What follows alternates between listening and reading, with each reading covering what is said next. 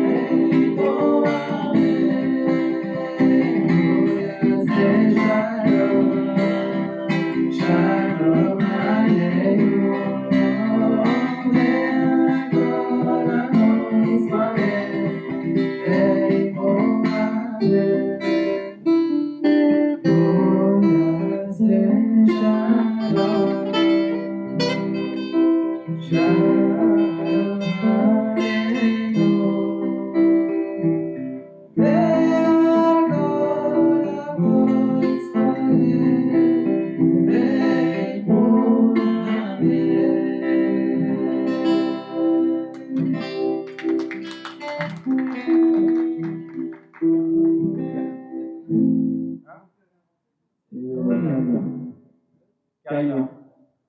Moins connu. Ouais, mais pas au niveau de cette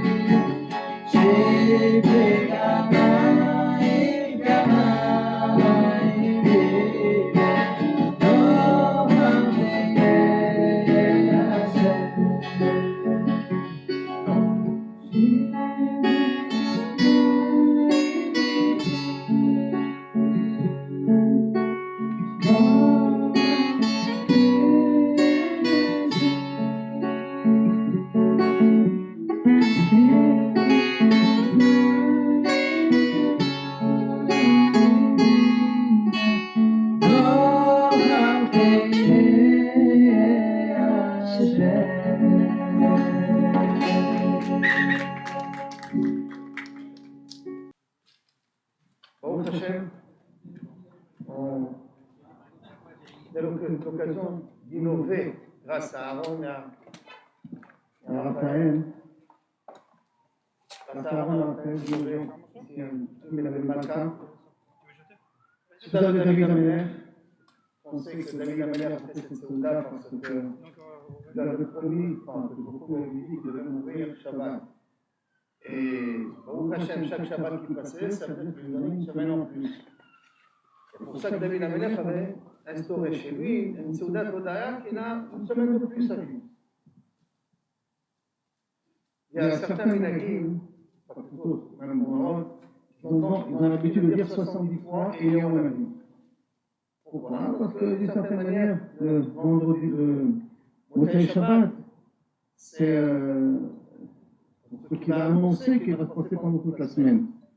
C'est que qu'ils n'ont pas l'habitude de dépenser de l'argent au Motsei Shabbat, de peur que pendant toute la semaine, ils vont dépenser de l'argent. Il y en a qui aiment recevoir de l'argent au Motsei Shabbat, parce que ça montre que pendant toute la semaine, ils vont recevoir. Mais une chose est sûre, si on peut commencer le Motsei Shabbat avec de la simcha, alors Bezrat Hashem, ça accompagnera pendant toute la semaine qu'on ait de la simcha aussi. C'est pour ça que je remercie d'abord Meir dans l'initiative et l'idée de pouvoir réunir. C'est vrai qu'une grande partie sont du Machon Lev, mais néanmoins quand même, de pouvoir se réunir ici au Motsei Shabbat et d'essayer de faire entrer un peu de simcha dans la cœur de chacun. Et comme j'ai vu Raphaël et Aaron chanter, quand je les voyais, ils étaient vraiment en symbiose avec la musique. Et ça montre tellement la musique, elle est chashuva lahem, et ils arrivent comme ça à nous la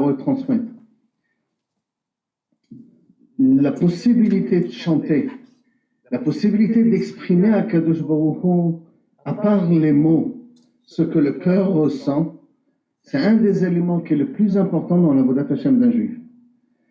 Quand un juif il arrive à pouvoir mettre de l'intensité dans ce qu'il fait, c'est ça qui fait qu'il est unique dans ce qu'il a fait. C'est-à-dire que chaque mitzvah ou chaque acte que nous faisons, la particularité de l'acte, ça va dépendre de l'intensité qu'on va mettre dans l'acte.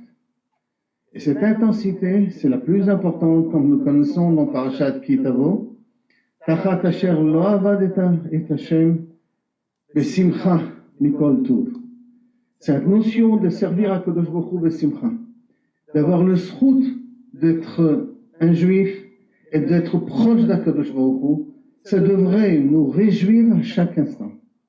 Ça devrait. Le problème, c'est que le Yetzer ne nous laisse pas. Alors, Baruch Hashem, on a cet instrument qui s'appelle la musique, la chanson, les paroles, des fois, qu'il y a aussi dans la musique, qui ont une possibilité de nous élever et de nous causer que la Neshama, elle arrive à une sensibilité qu'elle peut, je ne peux pas dire ressentir à Kadosh Baruch Hu, mais presque. J'ai eu l'occasion, d'ailleurs, quand j'étais un des shiurim ici, on avait eu un musicien qui était venu, qui était assisté au shiur, c'est le Genassia, vous devez vous en rappeler.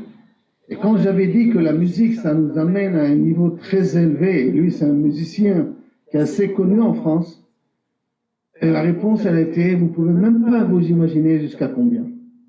Alors nous ne sommes pas musiciens, on essaie rien que d'entendre. Mais j'ai réussi à voir un petit peu dans Raphaël et dans Aaron cette déconnexion du monde quand ils se sont mis dans la chanson. Et c'est ça qu'on devrait essayer, Bezrat Hashem, d'essayer d'acquérir et de prendre avec nous pour y croire à la bracha. Je dis bien y croire à la bracha, que la simcha, c'est le mekor bracha. Quand on arrive à pouvoir avoir de la simcha dans ce qu'on fait, et la simcha dans les épreuves que nous vivons, à ce moment-là, ça devient le mekor bracha. Et on le voit ça dans la paracha de la semaine. On voit que les trois malachim viennent et annoncent à Abraham Avinu que Sarah, Bezrat Hashem, elle s'attend à un enfant. Sarah, bien entendu, elle n'y croit pas trop. Elle dit, c'est pas possible à mon âge jusqu'à maintenant. On a attendu, et j'ai même fait rentrer ma servante et ça n'a pas servi à grand chose. Donc, qu'elle dirait qu'il n'y en aura pas. Et on lui annonce Ka'et Moed ou le Sarah Ben. Ça veut dire que dans un an, à cette même date, elle accouchera d'un garçon qui va s'appeler Yitzhak. Elle voit ça, elle rit. Abraham aussi, il a ri. Quand on lui a annoncé dans la paracha d'avant qu'il va avoir un enfant de Sarah, il s'est mis lui aussi à rire. Mais quelle est la différence entre les deux? Abraham, il rit extérieurement, on voit le sourire. Donc ce sourire représente une vraie simcha. Et à Kadosh Baruch Hu, il était mitchachesa kitzdaka. Par contre, Sarah, Batitzrak bekirba, elle rit à l'intérieur. À l'intérieur, donc elle ne veut pas le montrer, elle veut le cacher. C'est une connotation pas très cachère, si on peut dire. Donc elle n'y croit pas trop. Et quand elle n'y croit pas trop, on voit que Kadosh Baruch Hu intervient. Et dit à Abraham, pourquoi il a rigolé, Sarah? Et Abraham, il va voir Sarah. Il va lui dire, pourquoi tu rigoles? Alors que personne ne l'a vu. C'est à l'intérieur. On va dire, Sarah avec pas. Si c'est à l'intérieur, on peut laisser incognito. On laisse de zéro. Mais qu'est-ce qu'on voit? On voit que non. Akadosh Baruch Hu dit à Abraham, et Abraham, il va voir Sarah. Il va lui dire, lama tzachaka Sarah. Pourquoi tu as rigolé? Vatkachesh. Sarah, elle refuse. Elle rejette. Elle dit, non. J'ai pas rigolé. Et Abraham lui dit, non, pourquoi tout ce manège, tout ce jeu de mettre Sarah au pied du mur et de lui dire, oui, reconnais que tu as rigolé. Alors, il y a une des explications qui veut dire, parce que Sarah doit avoir Yitzhak. Yitzhak, il doit naître de Sarah. Il n'y a personne d'autre qui peut donner Yitzhak que Sarah. Le seul problème, que Sarah peut empêcher à Yitzhak de venir. Comment il peut l'empêcher? Si Sarah ne croit pas à la bracha. Chez Sarah n'a pas la vraie simcha que la bracha peut se réaliser. Si Chad Shalom, au niveau de Sarah, il y a un doute, alors ce doute-là peut causer à ce qu'il y ait un blocage entre le ciel et la terre. Par conséquent, il fallait mettre Sarah au pied du mur pour bien lui montrer que les 3 personnes qui ont l'air d'être des Arabes, en vérité, c'est des malachim qui viennent à Kadosh Baruch Hu. Et qu'il faut qu'elle y croie à cette bracha-là. La preuve, c'est qu'on sait qu'elle a rigolé dans son cœur. Et si Abraham il vient lui dire, et lui fait ce reproche, pour bien lui faire comprendre, ils ont dit quelque chose, et quelle que soit la personne qui a dit, tu dois y croire. C'est pour ton avantage, c'est pour mon avantage, c'est pour l'avantage de la Kadosh Baruch Hu. Tu es obligé d'y croire. Et ce n'est que lorsque Sarah, elle y croit, ça va lui prendre 6 mois. Car quand elle tombe enceinte, à Rosh Hashanah, quand on était ici, à Pessah, ça va lui prendre près de 6 mois pour accepter la bracha. À Rosh Hashanah, elle tombe enceinte, et Yitzhak naît le Pessah qui va suivre. Tellement c'est important que lorsqu'on fasse les choses, on le fasse avec intégrité. Et surtout, on essaye de le faire avec de la simcha. Alors, comme j'ai dit, il n'y a pas de mieux siftach, il n'y a pas de mieux ouverture que Motzei Shabbat, un petit concert, lévidique, comme ça, avec de la musique, de la neshama, de la musique qui part directement, qui sort du cœur de nos musiciens et qui essaie de rentrer dans notre cœur, à nous de l'ouvrir et d'accepter de le recevoir. Et Bezrat Hashem, comme on a commencé ce Motzei Shabbat, Besimcha, que cette simcha nous accompagne pendant toute la semaine et qu'on arrive à retrouver le travail de toute la semaine, le Shabbat qui va venir, le Shabbat Chayei Sarah. Et Bisroutchem, vous êtes venus, ça a permis de se retrouver, de se revoir. Des personnes que j'ai pas vues depuis un moment déjà, ça a permis de les revoir, Baruch Hashem. Qu'Akadosh Baruch Hu y fasse à tous les organisateurs, à nos musiciens. Je répète à David aussi que notre responsable Corona, qui a permis que ça puisse se réaliser, parce que sans ça, bien entendu, c'est pas possible. Et grâce à vous, qui vous êtes présents, ceux qui me voient sur le Zoom, ou ceux qui sont ici présents, qu'Akadosh Baruch Hu nous donne, à nous tous, la possibilité de d'être Oved Oto Besimcha, de reconnaître sa grandeur, même quand on a de grandes difficultés. Même quand on a de grandes difficultés, ça fait partie de la question aux champions. Je n'ai pas répondu encore à cette question. On a laissé jusqu'à dimanche pour y répondre.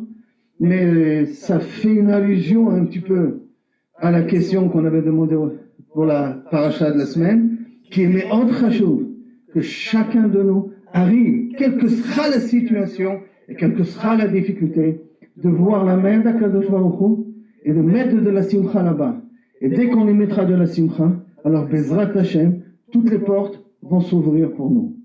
Alors, Bezrat Hashem, Shie Shavua Tov à tout le monde, que nos musiciens continuent à nous donner une petite simcha comme ça, et j'espère qu'il y aura un autre Motzei Shabbat, encore une autre occasion de se retrouver, et que Bezrat Hashem, Bisrout à cette ardout, que je me la voix, cette ardout des Français, il y a marqué chez les Chabad, que Parasta, et Parasta, c'est les mêmes lettres que Tzarfat.